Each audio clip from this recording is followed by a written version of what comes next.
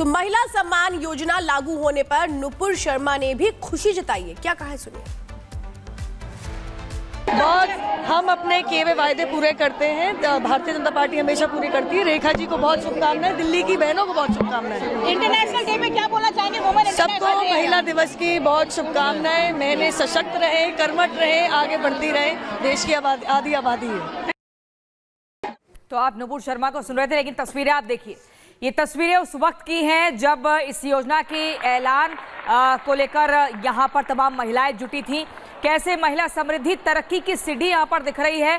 मोदी की गारंटी अब दिल्ली में लागू हो चुकी है। जेपी नड्डा को आप देख रहे हैं, केंद्रीय मंत्री, इसके अलावा दिल्ली की मुख्यमंत्री रेखा गुप्ता, जो कि ऐलान कर चुकी है कि एक बड़ी सौगात दिल्ली की महिलाओं के नाम हर महीने उनके खाते में पहुंचेंगे, सीधा 2500 रुपए। और इसी बीच जब खबर आपको बताएंगे उत्तर प्रदेश से, यूपी पुलिस आतंकियों को गिरफ्तार कर रही है, तो दिल्ली पुलिस घुसपैठियों को पकड़ने में जुटी हुई है। पिछले 3 दिनों से दिल्ली के अलग अलग इलाकों में बांग्लादेशी और रोहिंग्या घुसपैठियों की धरपकड़ भी तेज हो गई है। कैसे, ये रिपोर्ट देखिए।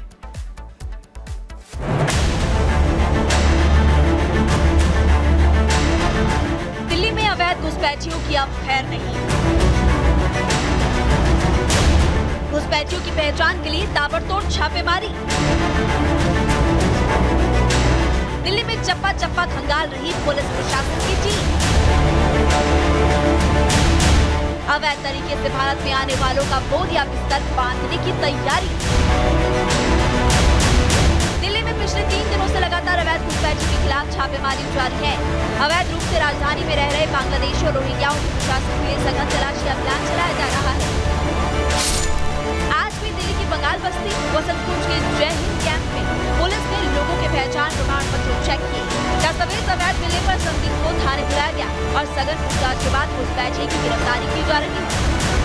पुलिस के जवान है, दिख रहे होंगे आपको, वो हर गली के अंदर जाकर के कुछ ऐसे ही जो परिवार यहाँ पर रह रहे सालों से, चाहे वो कभी भी आकर के रह रहे हो, किसी भी स्टेट से आके रह रहे हो, लेकिन वो कब से रह रहे हैं, उनके पास यहाँ के डॉक्यूमेंट्स हैं या नहीं, आधार कार्ड है या नहीं, स्थानीय प्रमाण पत्र है या नहीं, कितने सालों से वो यहाँ पर रह रही हैं, पेशा क्या है उनका, क्या है सोर्स ऑफ अर्निंग। तो ये सब जानकारी जो है यहाँ से ली जा रही है और आधार कार्ड चेक करने के बाद, वोटर ID कार्ड चेक करने के बाद उन्हें वापस कर दिया जा रहा है। ये देखिए, अभी जी महिला है, आपका चेक हो गया? हो गया।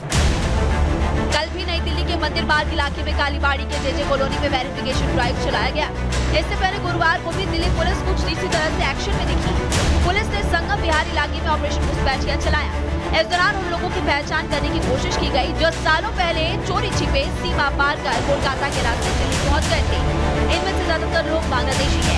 आज बंगाल बस्ती और वसंतकुंज में पुलिस टीमें पहुंची और दस्तावेज चेक किए गए। प्रूफ इनके पास है, जैसे वोटर ID कार्ड हो गया, पैन कार्ड हो गया और आधार कार्ड हो गया, उनको वेरीफाई किया जाता है। अगर जिस पर सस्पेक्ट होता है उसको भी वेरिफिकेशन के लिए जहाँ का वो बना होता है उस कंसर्न डिस्ट्रिक्ट में भेजा जाता है। और अगर इलीगल होता है तो FIR में पेश करके फिर उनको डिपोर्ट किया जाता है। आस पड़ोस में पता किया जाता है कि कब से रह रहे हैं ये। कई लोग खुद भी झूठ बोल देते हैं, तो उनको वेरीफाई करने के बाद ही इनका फॉर्म भर के फिर उनको वेरिफिकेशन के लिए भेजा जाता है जिन पे डाउट होता है। ऑलमोस्ट सबके वेरीफाई करवाए हमने।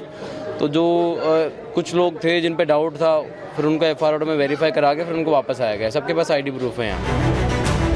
दिल्ली में घुसपैठियों और रोहिंग्याओं के खिलाफ जीरो टॉलरेंस की नीति अपनाई जा रही है। गृहमंत्री अमित शाह के साथ बैठक के बाद CM रेखा गुप्ता खुद घुसपैठियों का बोरा बिस्तर बांधने के सख्त निर्देश दे चुकी है।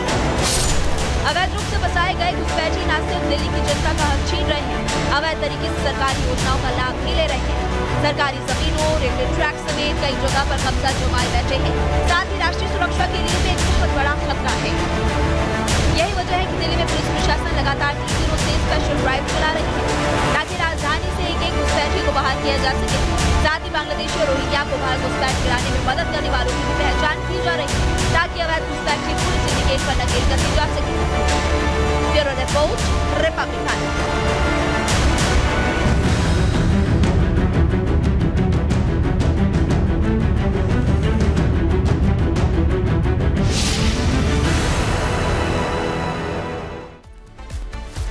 और चलिए चलिए अब आपको बताते हैं उत्तर प्रदेश में पिछले एक हफ्ते से किस तरह से बड़ा एक्शन हो रहा है। आतंकी उल्फत को अरेस्ट किया गया, आतंकी अब्दुल को अरेस्ट किया गया, आतंकी लाजर को अरेस्ट किया गया है। तो पिछले एक हफ्ते में पुलिस ने कई खूंखार आतंकवादियों को गिरफ्तार किया है। कल मुरादाबाद से हिजबुल के आतंकी को गिरफ्तार किया गया।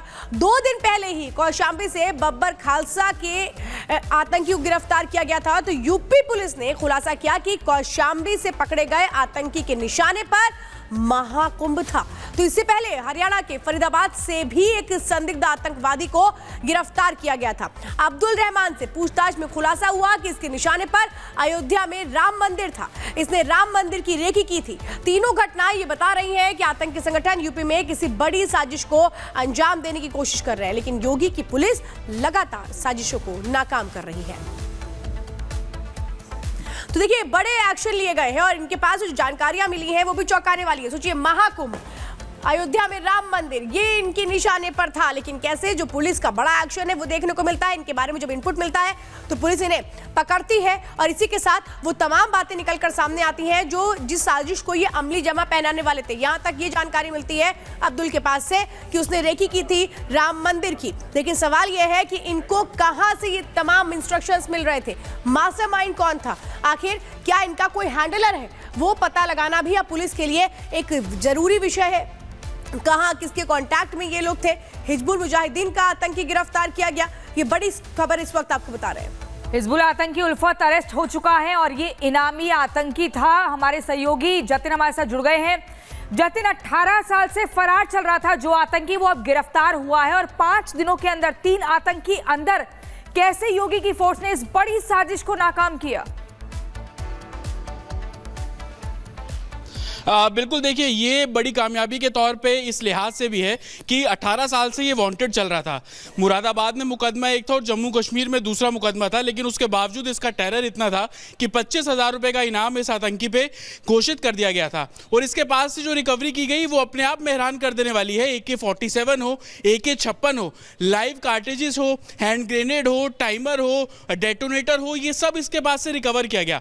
ये कहीं ना कहीं अपने आप में बड़ा सवाल कर रहा है कि इतने सारे वेपन्स के साथ इसकी मौजूदगी उत्तर प्रदेश के इलाकों में और किस तरीके से पिछले 3 दिनों की बात करें तो यूपी ATS ने इसी तरीके से कार्रवाई करते हुए एक आतंकी को भी गिरफ्तार किया था जिसका कनेक्शन ISI से हुआ, जिसमें साफ तौर पर यह सामने आया कि महाकुंभ इनके टारगेट पे था।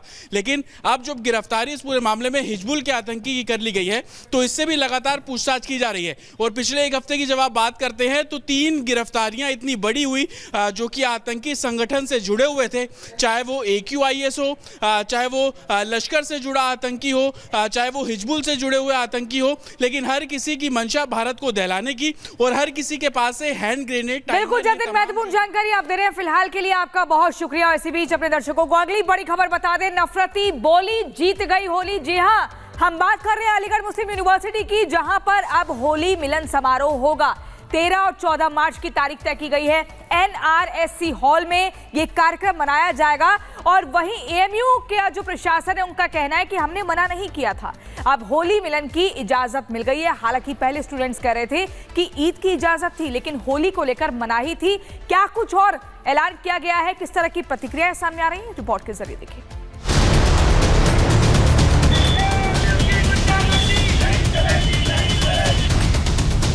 कोई भी मना नहीं कर रहा, बहुत धूमधाम से होली होगी। सभी हिंदू छात्र अपनी होली मनाएंगे। उसका खूब रंग गुलाल उड़ाए, उसका स्वागत है। राजनीति गरमाने और बीजेपी सांसद की चेतावनी के बाद अलीगढ़ मुस्लिम यूनिवर्सिटी प्रशासन बैकफुट पर आ गया है और 2 दिन तक छात्रों को यूनिवर्सिटी परिसर में होली खेलने की अनुमति दे दी है। अलीगढ़ मुस्लिम यूनिवर्सिटी प्रशासन ने कहा कि AMU के NRSC हॉल में होली खेलने की अनुमति है। छात्रों के लिए 2 दिन तक NRSC हॉल खुला रहेगा। AMU छात्र 13 और 14 मार्च को होली खेल सकेंगे। छात्र जमकर रंग और गुलाल उड़ा सकते हैं। AMU प्रशासन ने फैसला लिया है कि NRSC परिसर में कोई भी AMU का छात्र आकर 13-14 को स्वच्छंद रूप से होली खेल सकता है। स्वागत है उसका, खूब रंग गुलाल उड़ाए, उसका स्वागत है। और 10, 11, 12 को बच्चों की क्लासेस हैं तो उस तक भी वर्किंग डे है, तो वर्किंग डे में क्लास छोड़ के होली खेलना उचित नहीं है। 13-14 को अवकाश है। परंपरागत रूप से आकर NRSC क्लब के परिसर में होली खेलने में के लिए सबका स्वागत है। देखिए, अलीगढ़ मुस्लिम विश्वविद्यालय एक केंद्रीय विश्वविद्यालय है भारत सरकार के टैक्स पेयर्स के पैसे से चलता है। और होली तो उमंग का त्योहार है, तरंग का त्योहार है, रंग का त्योहार है। इसको बदरंग करने का प्रयास क्यों करते रहे? लंबे समय तक अलीगढ़ मुस्लिम विश्वविद्यालय में मजहबी तुष्टीकरण की राजनीति के चलते वहां होली खेलने पर प्रतिबंध लगाया जाता रहा। लेकिन आज मोदी जी की सरकार है, योगी जी की सरकार है, तो आज देश बदल रहा है। आज सबको होली खेलने की अनुमति मिल रही है और इस देश में किसी को भी मजहब के आधार पर प्रतिबंधित नहीं किया जा सकता है।